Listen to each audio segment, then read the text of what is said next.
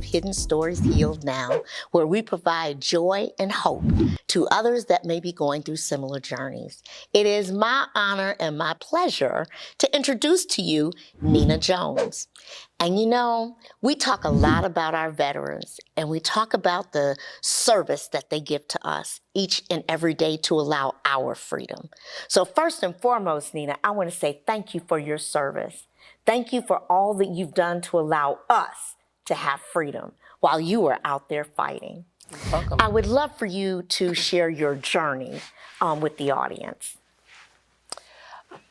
So the journey, I joined the military when I was 19. I joined United States National Guard. By the time I was 24, I was home from Iraq. I had become sergeant. I stopped in Wisconsin to pick up my little brothers.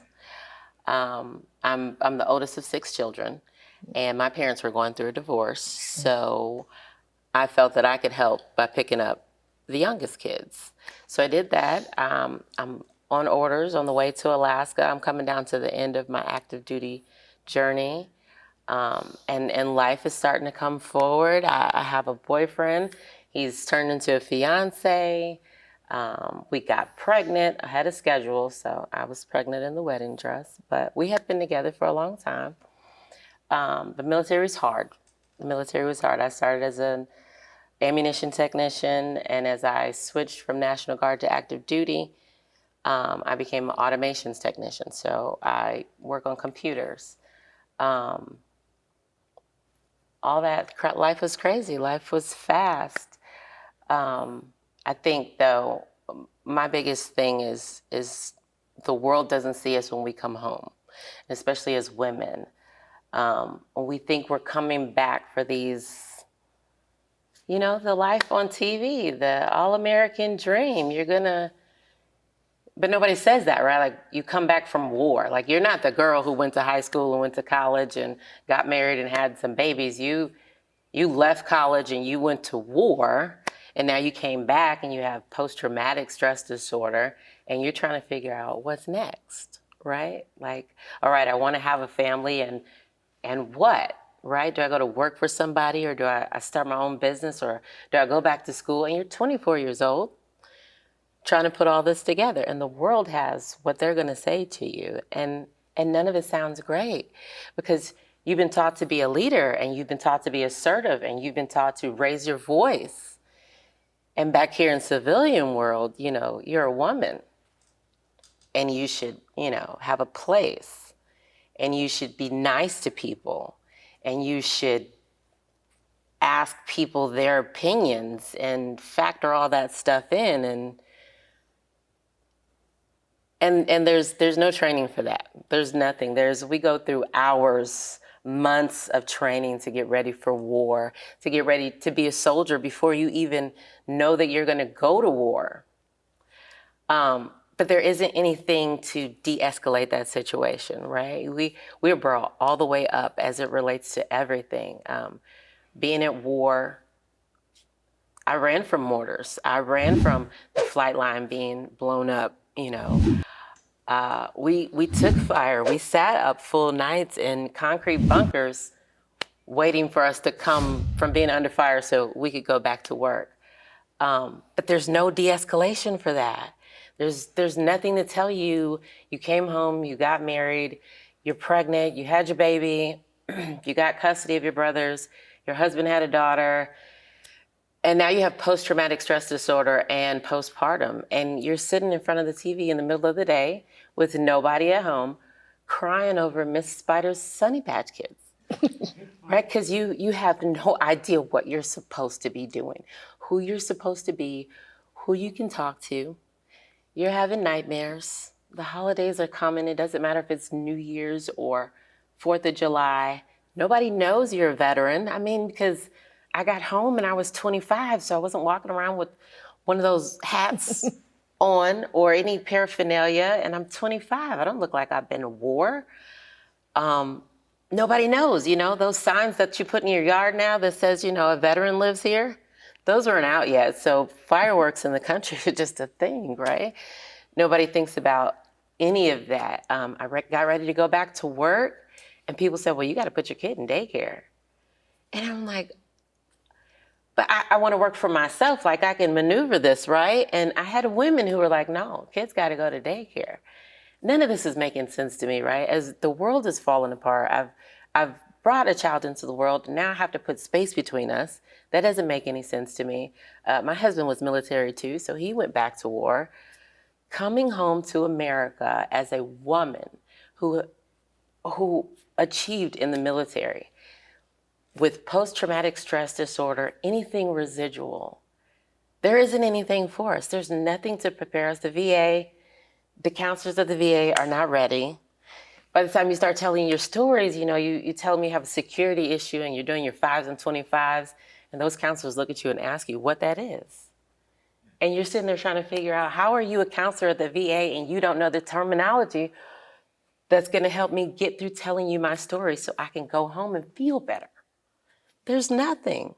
There's nothing to prepare you for coming home to America as a veteran with post-traumatic stress disorder, with education, and I'll even say as a woman of color, because they don't believe we suffer pain like everybody else. We're going to take a station break, and when we come back, I want to follow up on that, because I think there's some very critical points that are in there. Being a Black woman that was a veteran, an officer, a leader, taught that you have to be able to make a decision in the spur of the moment. People are listening to you to take orders. What do I do? How do I do it? Where do I go? And then dealing with war. And what does that, having to experience? We see what's on TV. You saw what was reality. We're going to take a station break, and we'll be right back. Every story has a hidden element that is not often shared. Hidden Stories, Healed Now, with host Vicki Wright Hamilton, seeks to share the hidden gems in real-life experiences. Our guests are ordinary people sharing their stories of overcoming insurmountable odds while providing hope and inspiration. Welcome back. So, as you were talking, and I could only feel the stress of, I went to war. And in my eyes, when I think about war, I think about what I see on TV, that you get sent behind a concrete wall, and you got a gun, and you're shooting, and you're trying to protect each other, and everybody is in this brigade, and they come back together, and everything is okay, right? We don't see what the real essence of being in war means. Yeah. So it's really disappointing to hear that from a veteran's perspective, that the VA is not like, here's a program to get back into society from having to be at war, because it seems like that's a natural progression, that it's something that you would do. I'm an Air Force brat. My father was in the war, but I had no concept of what that meant. And when he came home, I was just happy to see him. But the way he was dictator and dictatorial, and it was his way or no way, and it was structured, and it was, you better be able to flip a coin on your bed. And I'm like, Daddy, I ain't in the military. I don't understand. I had no concept for that. So understanding that you came back, nobody to help you. First of all, when you were trying to raise this child, and you were having these feelings, how were you able to separate those feelings from being a good mom or a good wife, as you're dealing with, okay, I got to come back into society, and what am I supposed to do? So there's no separation. One of your guests earlier talked about being a mom and being an autopilot. And the thing about me is, I was always a mom. I'm the oldest of 6 kids, and I have 5 little brothers, right? I was always a mom. So that was never a thing. My brothers being in tow, that was never a separation, could never. Even when I went to the military, 2 of my brothers went and deployed to war within a week and a month behind me. So there is no separation, and there is no there's no guideline. There's this baby who can't do anything for themselves, and that was a thing for me, right? I've been in adult worlds. Even when I came home and got my brothers, they're teenagers. I got married. My stepdaughter, she's a teenager. This baby doesn't do anything, and it doesn't even talk. I used to say it too, like, speak English. Right? Speak English. I will say, luckily enough for me, my husband was in service, so he was not present. Mm-hmm. And so that was my benefit. I didn't necessarily have to be present as a wife every day, all day. Mm-hmm. I always had to do my mom duties, trying to maneuver, figuring out how to get to VA and how to start talking to them was a task. I mean, I went to counselors who told me things like, and because, my whole life there was a format. My dad was Air Force, short period of time, but my dad was Air Force. So the way that we did things was always in order, right? So that I'm going to a doctor or a counselor didn't mean that I was going looking disheveled. It still meant that I was going to get up and put my clothes on and put my makeup on and put my earrings on. And the day that I got to a counselor and he sat and he listened to me for 10 minutes and then he said, listen, I need to stop you. And I said, okay. He said, let me tell you what your first problem is. I said, okay. What's my first problem? He says, you look like nothing's wrong with you. No. You look like nothing's wrong. Everything looks like it's all right. That's your first problem. Right? So now I'm back in a whirlwind. I mean, like, am I supposed to show up at these appointments looking like I can't button my own clothes? Should there be baby puke on me? I mean, should one of my heels be broken? What should I be doing? And then so now I'm at a crossroads with counseling.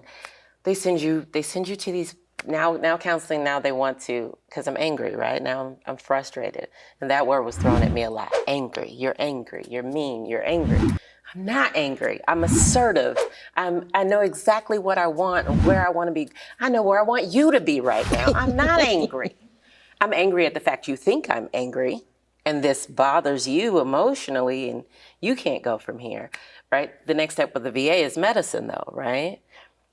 I think I was on 6 different medicines over time to deal with me being angry or the fact that I had a reaction. I don't know if that's not human or my military reaction was too much for people, right? But the medicine was to calm me down. I think I was on Zoloft by the time my mom was like, listen, you got to stop. You're a zombie. Like you don't cry. There's no evaluations of emotions. People either are wrong or right with you. And it had gotten to that point. It got worse for me trying to do counseling. My marriage did begin to break up. And as we separated, I got an apartment. By this time, I have a second kid. My adopted kids and my brothers are out of my house. But at this point, I can't leave the apartment. My mom's got all my numbers. She's got extra keys to my house. She can go get the keys from daycare. I am literally having daily breakdowns trying to figure out how to get out the front door because the counselor says I should look a certain way. VA is not responding to me. The world is telling me that, yeah, I should look a certain way and carry myself and I should do different things with the components of my family that I'm working to build. There's nothing that says it's okay to sit down and cry. There's nothing that said that.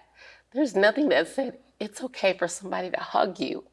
You're not going to break if somebody touches you. There's nothing to tell you that. And by this point, I'm so wrapped up in everyday life, I can't deal with people just walking up to me trying to hug me. I want to know why you're this close to me, right? My security is up. And I got these babies that I'm supposed to bring up in a nurturing way without feeling what I've been going through their entire pregnancies, through their entire births, I'm happy. They're 10 and they're 13 now. Oh, praise and God. We're doing very good. But there's still nothing. One of the things we talk about through these journeys and because there isn't anything that really helps you, as a family member, You know, I had military all around me, not just my father, but my brother-in-law, etc. And especially when you've gone to war. I think it's very different when you go to war and you're having these dreams and the things that are actually there because you can see the war and visualization in your nighttime as you're sleeping. The question becomes, what can we do to support you? We're going to take a station break, and when we come back, I would love to explore that because it's so disheartening. It's so disheartening to hear these stories and know that you all are allowing us to live.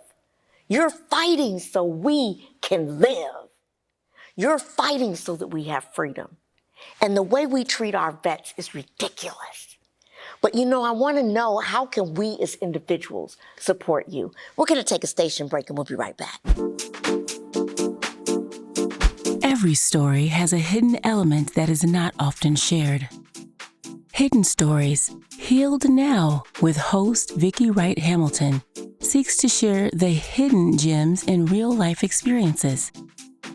Our guests are ordinary people sharing their stories of overcoming insurmountable odds while providing hope and inspiration. Welcome back. So, what can we do? How do we support you? When you come back out of the military and you're coming into civilian life and, you know, yeah, it's true. We get everything from the angry black woman to, you know, the B word because we're being assertive, you know, and then it becomes, no, you're aggressive. You're not assertive, you know, when you're trying to fight for things and you've gotten all this leadership, great leaders from the perspective of getting things done. What can we do to support you? I will say, as soldiers, and we'll fight it, we will fight it, but we need hugs. As women, we need to be reminded that we're women again, and that it's okay for us to be soft and for us to be sensitive. It's a good idea to take us by the hand when you're going to do whatever, grocery store shopping, you have a project. It's necessary to take us out of the places that we think we're supposed to be in and help us reunite with what is our new life, what is civilian life. Everyone is so sure that we know what we're doing, and we don't know how to say that we don't necessarily. So take us by the hand and be gentle with us, and give us that space that we don't even know we're supposed to give ourselves. Mm-hmm. So in giving this hope and help, you know, and you're talking about even just the simple things in life, right? I mean, I didn't have to go to a grocery store. Now I got to go to a grocery store, and what is that like? I mean, you're bringing things to light that I'm like, oh my gosh, you're right. I never thought about that. I mean, you didn't have to book an airplane ticket to go somewhere. It was always given to you. You were told where to sleep, and you know, you didn't have those freedom of choices. It was dictated. And so it's one of those things where as you open up the eyes of everyone around you, when you come back, it's like, well, what do you need? Do you need this? Well, I don't even know what I need. You're asking me and I don't know what I need, right? And so that's why I think shows like this are so important, because now that you've been on the other side for a while, you can talk about what it was that you needed, but didn't know you needed. And I just appreciate the fact of you being very open and vulnerable to share with us what we can do and how we can make a difference. You know, I'm sitting here thinking about, okay, she had a baby, and, you know, it's a mother's instinct to take care of a baby. Her instinct is safety. Her instinct is, I got to look everywhere I'm going. You know, I have to look around me. I'm in a different environment. And because I'm a woman, I got to prove that I deserve to be here just like you do. Right? And we still face that as a vet and not a vet. We got to prove that it's okay for us to be here. You know, the world of work is just like that. Yeah. So just so you know, it's not like it's different. We live it just in a different way, but that acceptance, especially when you're in a male-dominated industry, a male-dominated environment. And the only people that went to war were the men. And now that you have women that are going in there, we don't think about those things. I mean, the light bulb that goes off is incredible. It is incredible. Now, it's good to hear your children are older and moving forward and doing their thing. Have any of them decided that they want to go into the military? Neither of them have expressed it. My biological children are very much entrepreneurs, like I became, and they're very much forward thinkers. They don't think about the service, but I think it's kind of having two service-related parents. You might not. You might not want to do that. I want to do that. Yeah. Yeah, I can understand that, especially when they're away and gone and you don't see them and, how long in between before you get an opportunity to see them, etc. So we're going to ask and see if we have anyone from the audience that wants to make a comment or ask a question. I am Dan. And from one veteran to another, I want to thank you for your service and everything that you have endured and gone through. I'm a Gulf War veteran. So the time that I got out was a while ago. And believe me when I tell you that I didn't go the course of the VA. Unfortunately, I had to deal with internal issues that I dealt with myself, that I didn't know I had the permission to go and try and seek help. And you are absolutely right. Nothing was there. And I went to the VA one time, and I think that was enough. So I always wanted to ask, in your eyes, I know it still seems like the same, but do you see the VA going anywhere forward? Because it might be something I need to revisit as I'm dealing with things in this stage of my life. So my actual question is just, do you see the VA heading in the right direction with these type of issues? One of the words you said, a big word, and they don't know how big that word is, permission, right? Like I was just saying, I didn't know what I needed, but permission, we're in the military, you need permission to go to the bathroom. So now you're home and it's like permission to heal myself, right? Oh my gosh. So I will say I was like you. First time I went to the VA, nothing was right. I was like, forget y'all, I'm not coming back. Then I wasn't making any money and people were like, you gotta go. You gotta go get these, you gotta go to these appointments and you've gotta have them rate you because they need to pay you for what you can't make on your own. Right now, I can't tell you that the counseling system is better, except that you can schedule online appointments. I know I told my counselor last time, if I could just talk to you once or twice a month, I'd be good. And she was like, well, it'll probably be closer to once every 4 months. So that wasn't great. I will say I appreciate the fact that the VA is enrolling other services though. There's massage therapy, there's yoga, there's different ways to reach out.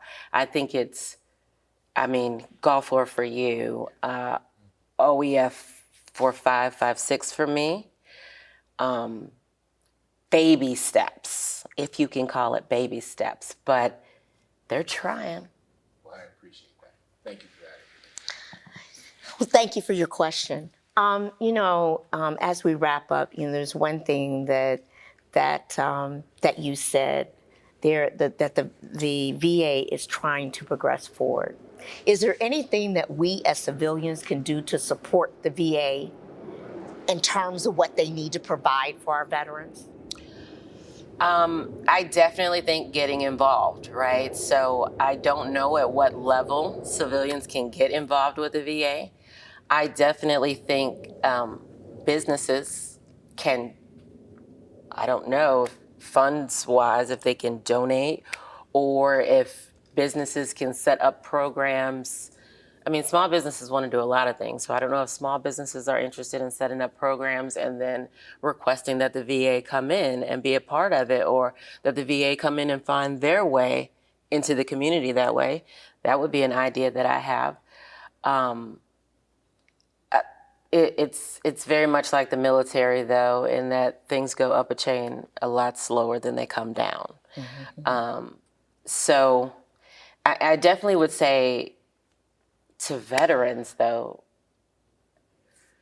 we have the permission to push for what we need. If we don't use our voices to do that, though, just like we didn't know what we needed coming home, they don't know what they're supposed to put together to help us if they don't know what the issues are. We've got to keep speaking up. We've got to keep writing comment cards. We've got to keep coming up with ideas and at least putting them in the box. You know, I really appreciate you coming on today. And as you're sitting here talking, as my mind is going, I'm saying, I see a business opportunity. Maybe an entrepreneur can have a business where they're offering programs to veterans that are entering back into the civilian world and get a deal, you know, going that way. Now, we got to go through government and all the rest of that. So as you said, it may take a year to get there.